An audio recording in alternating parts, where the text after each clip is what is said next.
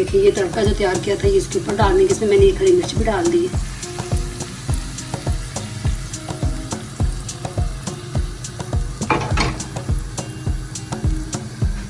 ये साथ गर्मा गर्म रोटियां मकई की। अस्सलाम वालेकुम। आज मैं आप लोगों के साथ सरसों का साग और मकई की रोटी की रेसिपी शेयर कर रही हूँ। इस रेसिपी के लिए जो चीज़ें मैं इस्तेमाल कर रही हूँ वो ये हैं।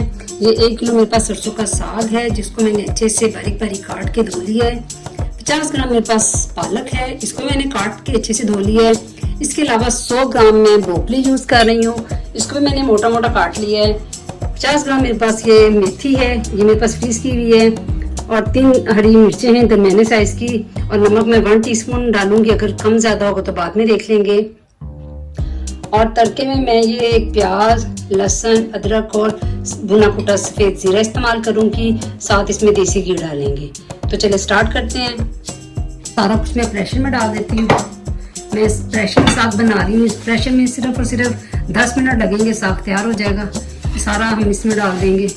पालक भी चली गई, ये मेथी, ब्रोकली, हरी मिर्ची और नमक डाल के इसको हम तेज आंच पे तकरीबन 5 मिनट रखेंगे। जैसे ये साग अपना पानी छोड़ेगा तो फिर हम प्रेशर को ढक्कन दे के 5 मिनट के लिए सीटी लगाएंगे। ये देखिए अब सारा पानी अच्छे से इसका खुश्क हो गया। अब इसमें आधा कप पानी डाल के तो इसको प्रेशर लगा देंगे। अब इसमें आधा कप पानी डाल देंगे और प्रेशर को हम 5 मिनट के लिए लगाएंगे। लगाना सिर्फ और सिर्फ 5 मिनट के लिए। 5 मिनट हो गया, अब इसका चूल्हा बंद कर देंगे। अब इसकी गैस निकलने के अंदर बस इस तरह की मशीन है तो उसके साथ कर लें, बड़ी आसानी रहती है इसको घोटने में। अगर नहीं है तो आपके घर में जो लस्सी वाली मदानी होती है उसके साथ, अदरवाइज जिसके साथ हम खाना बनाते हैं उसके साथ भी आप कर सकते हैं, लेकिन इसके साथ काफ़ी ईजी रहता है। कितना अच्छा और कितना मुलायम साग तैयार हो गया, ये देखिए। अब इसका तड़का तैयार कर लेते हैं। अब हम मकई की आटे की रोटी बनाएंगे। ये फुल गर्म पानी है, इसको अपने जग में डालेंगे तो इसके साथ हम आटा बनाएंगे।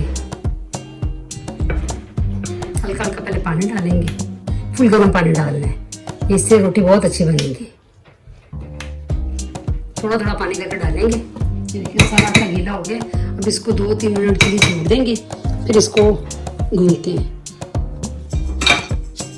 अब इसके ऊपर ढक्कन दे देंगे और इसको छोड़ देंगे 5-7 मिनट के लिए। ये देखिए मुझे 5 मिनट हो गए इसको छोड़े। देखो अब देखिए ये कितना अच्छा सा, कितना अच्छा बन गया। ये देखिए इसकी रोटी भी बहुत अच्छी से बन जाएगी इसी तरह। अब इसको थोड़ा सा निकालेंगे अपने शेल्फ के ऊपर, जितनी हमें रोटी चाहिए, और इसको इस तरह इस हाथ के इससे थंब से मस लेंगे। इस तरह इसमें ज़रा अच्छे से रोटी बनेगी। ये देखिए 2 से 3 मिनट मैंने इसको अच्छे से मसल लिया था। अब इसके छोटे छोटे से पेड़े बना लिए। बड़ा आसान तरीका है, इसके अंदर रखेंगे पेड़े को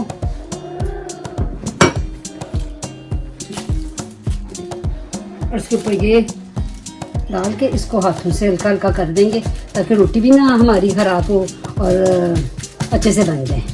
कितनी पतली रोटी तैयार हुई है, ये देख सकते हैं आप कितनी पतली बनी है। बिल्कुल जो आम घरों की रोटियां होती हैं उतनी पतली बनी है। देखिए तवा मैंने गर्म करने के लिए रख दिया, जिसके ऊपर हल्का सा घी लगाएंगे ताकि रोटी अंदर में चिपक जाए। देखिए उसके ऊपर आराम से डाल देंगे। थोड़ा सा भी हो भी जाए तो कोई मसला नहीं, उसको हम चम्मच से सही कर लेंगे। इसकी साइड चेंज कर लेंगे। कितनी अच्छे से बन रही है, आप देख सकते हैं कितना अच्छा कलर आया इसका।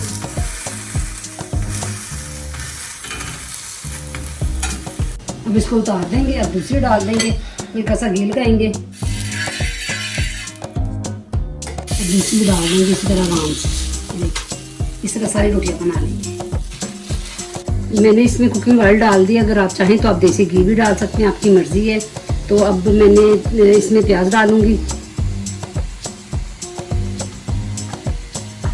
प्याज को 1 मिनट फ्राई करेंगे हल्की आंच पे। अब ये देखिए प्याज हो गया 1 मिनट पकते हुए, फ्राई करते हुए। अब इसमें लहसुन और अदरक डाल देंगे। लहसुन और अदरक को मैंने बारीक बारीक चॉप कर लिए। अब ये दोनों चले जाएंगे। अब इसको 2 मिनट फ्राई करेंगे। अब इसमें हम देखे अच्छे से हो गया। अब इसमें ये भुना कुटा जीरा डाल देंगे।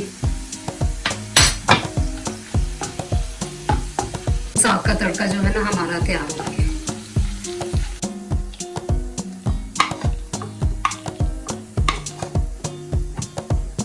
ये देखिए ये तड़का जो तैयार किया था ये इसके ऊपर डालने के, इसमें मैंने एक हरी मिर्च भी डाल दी है।